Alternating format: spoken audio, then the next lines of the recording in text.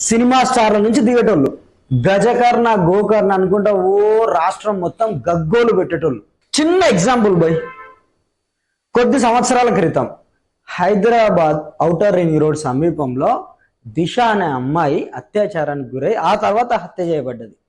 తెలంగాణ ప్రభుత్వం స్పందించింది, చట్టం చేసింది, ఓకే. కానీ ఆంధ్రప్రదేశ్ ప్రభుత్వం కూడా దీని మీద చట్టం చేసింది, జగన్మోహన్ రెడ్డి ప్రభుత్వం. కారణం మీకు తెలుసు కదా, అది సరే బై.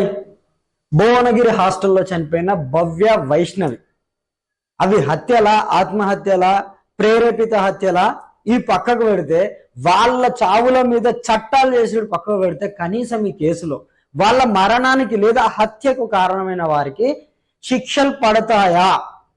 ఇలాంటి ఘటనలు మళ్ళీ మళ్ళీ జరగకుండా ప్రభుత్వం ఏ చర్యలైనా తీసుకోగలదా? ప్రజలలో దీనిపైన కనీసం అవేర్నెస్ కల్పిస్తుందా?